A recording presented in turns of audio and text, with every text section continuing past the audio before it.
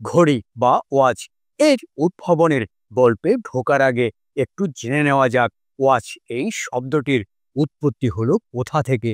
একটি তথ্য অনুযায়ী ওয়াচ শব্দটি এসেছে পুরনো একটি ইংরেজি শব্দ উইসি থেকে, যার অর্থ হলো প্রহরী বা ওয়াচম্যান।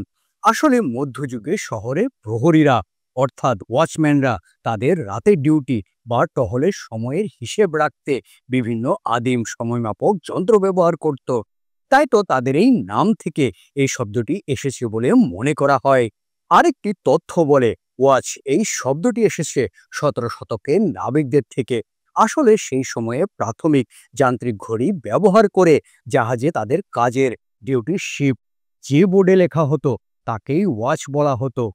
সে শব্দটি যেখান থেকে আসুক না কেন, আজকের দিনে ঘড়ি সর্বত্রই, হাতে, পকেটে, ফোনে, শহরের রাস্তায়, এমনকি সমুদ্রের বুকেও দেখা যায়।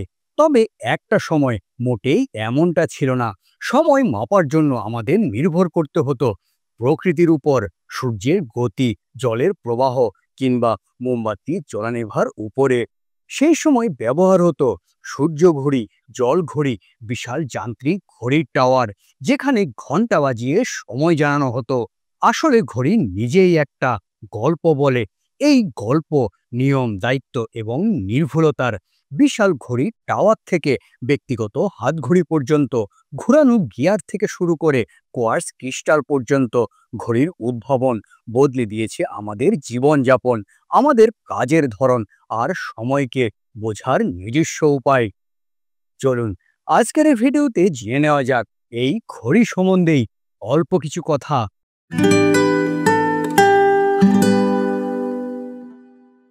বর্তমানে যে সমস্ত ঘড়ি আমরা দেখতে পাই তার সূচনা হয়েছিল কিন্তু 16 শতকে জার্মানির নুরেমবার্গ এবং আগস্টবার্গ শহরে। তবে এর মূল ভিত্তি স্থাপন হয়েছিল অনেক আগেই, 1400 শতকের গোড়ার দিকে, যখন উদ্ভাবিত হয়েছিল মেইন স্প্রিং মেটেলের তৈরি এই রিবন দিয়ে। 1505 খ্রিস্টাব্দে জার্মানির নুরেনবার্গের এক তালা নির্মাতা তথা ঘড়ি প্রস্তুতকারক পিটার হেনলাইন তৈরি করেছিলেন প্রথমবারের মতো পোর্টেবল এবং বহনযোগ্য ঘড়ি। যদিও তিনি একমাত্রই ব্যক্তি ছিলেন না, তবুও হেনলাইনই ব্যাপকভাবে পরিচিতি হয়ে ওঠেন এই স্প্রিং চালিত ঘড়ির জন্য। এই ঘড়িগুলোতে ছিল একটি কাঁটা ঘন্টার জন্য, পুরোটাই পিতলের তৈরি, অনেকটা বেশ ভারী, ড্রামের মতো। কাচের ঢাকনার পরিবর্তে থাকতো সূক্ষ্ম খোদাই করা পিতলের ঢাকনা, গলায় পরা হতো বা পোশাকের সাথে আটকানো হতো চেইন দিয়ে। তবে এই ঘড়িগুলো একদমই সঠিক সময় দেখাতো না, অনেক সময় দিনের কয়েক ঘন্টা পর্যন্ত ভুল দেখাতো। আসলে এই ঘড়িগুলো সেই সময়ে সঠিক সময় দেখানোর থেকেও ছিল স্ট্যাটাস সিম্বল, সম্মান, শৈল এবং কারিগরি দক্ষতার প্রতীক, যা মূলত সৌন্দর্য এবং যান্ত্রিক জটিলতার জন্য প্রশংসিত হতো। তবে এই ঘড়িগুলোই সূচনা করেছিল এক নতুন বিপ্লব।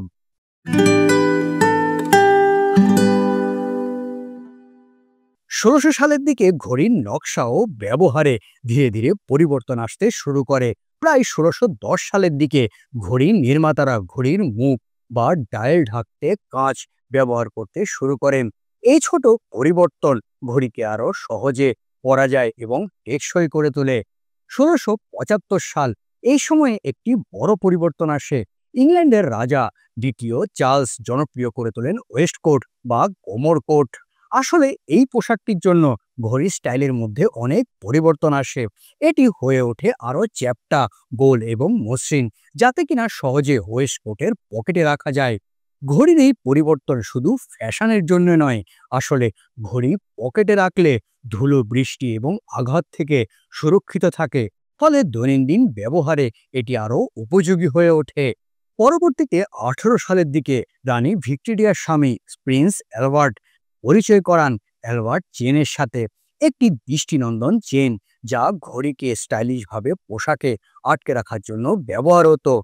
19 শতকের মাঝামাঝি থেকে শেষ পর্যন্ত পকেটের ঘড়ি ইউরোপ এবং তার বাইরের দেশগুলোতে সম্মানিত পুরুষের প্রতীকে পরিণত হয়। এই সময় ঘড়ি শুধুমাত্র সময় বলার জন্যই একটি যন্ত্র ছিল না, এটি হয়ে ওঠে রুচি, শালীনতা, সময়নিষ্ঠা এবং সামাজিক অবস্থানের একটি প্রতীক।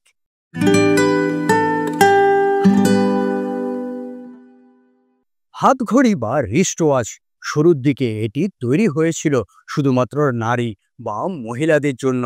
1810 খ্রিস্টাব্দ ঘড়ি নির্মাতা আব্রাহাম লুই ব্রিগেড, যিনি কিনা প্রথম হাতঘড়ি তৈরি করেছিলেন, আর এটি তৈরি করা হয়েছিল নেপলাসের রানী ক্যারোলিন মুরার জন্য।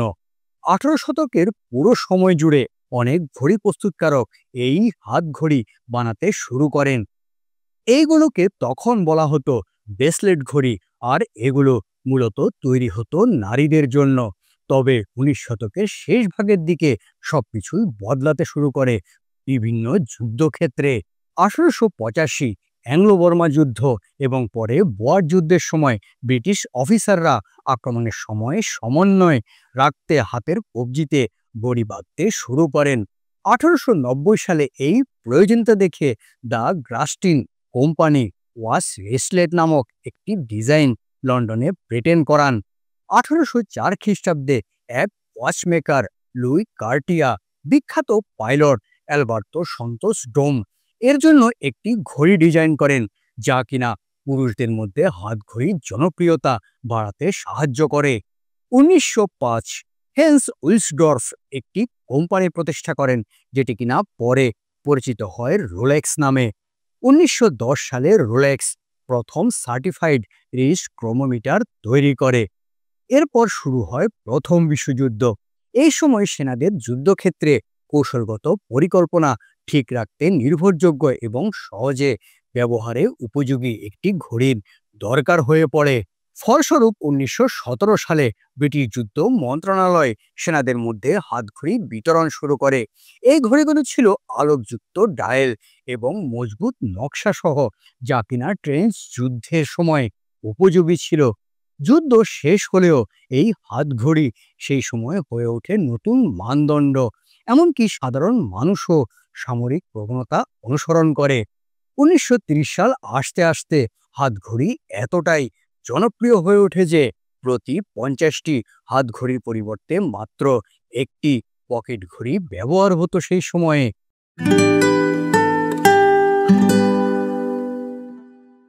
1959 জাপানের ঘড়ি নির্মাতা শিকো এবং তার সহযোগী প্রতিষ্ঠান এসসন মিলে একটি কোয়ার্টজ রিস্ট ওয়াচ তৈরির কাজ শুরু করে। প্রজেক্টটির নাম ছিল F9A। 1964 সালে টোকিও অলিম্পিকে শিকো একটি প্রোটোটাইপ তৈরি করে, যা সেই ইভেন্টে সময় পরিমাপের জন্য ব্যবহার হয়। আর এরই সাথে শুরু হয় এক নতুন যুগ। 25 ডিসেম্বর 1969 শিকো বাজারে আনে অ্যাস্ট্রন 35 এসকিউ, বিশ্বের প্রথম বাণিজ্যিক কোয়ার্টজ ঘড়ি। এটি সেই সময়ে সবচেয়ে নির্ভুল রিস্ট ওয়াচ ছিল। এটি চলত একটি ছোট্ট ব্যাটারিতে, আর গিয়ারের পরিবর্তে ব্যবহার হতো ডিজিটাল কাউন্টার। ফলে এটি ছিল টেকসই, নির্ভুল এবং দরকার হতো খুবই কম রক্ষণাবেক্ষণ। 1970 সালে প্রথম আসে এলইডি ডিজিটাল ঘড়ি। 1980-র দশকে কোয়ার্টজ ঘড়ি বিশ্ববাজার প্রায় দখল করে ফেলে। এরপর আসে 1910-এর দশক, ঘড়ি হয়ে ওঠে আরও স্মার্ট। 1912 সালে প্যাবলো নামক একটি ব্র্যান্ড তৈরি করে ফেলে প্রথম সফল স্মার্ট ওয়াচগুলোর মধ্যে একটি। তারপর 1915 সালে অ্যাপেল আনে অ্যাপেল ওয়াচ। এই ঘড়িতে ছিল ফিটনেস ট্র্যাকিং, নোটিফিকেশন এবং হেলথ ফিচার, যেটা কিনা একই সাথে বাজারে ঘটায় এক নতুন বিপ্লব। আজকের স্মার্ট ওয়াচ হার্ট রেট, ঘুম, আরও কত কিছু মনিটর করে। এগুলো শুধু একটি ঘড়ি নয়, বরং প্রযুক্তি এবং স্বাস্থ্য সংক্রান্ত একটি পরিধানযোগ্য যন্ত্র। সূর্য ঘড়ি থেকে স্মার্ট ওয়াচ পর্যন্ত ঘড়ির এই যাত্রা মানব উদ্ভাবনের প্রতিফলন।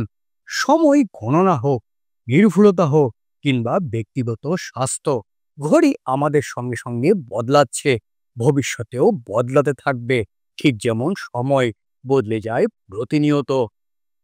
এই হলো ঘড়ি নিয়ে অল্প কিছু কথা।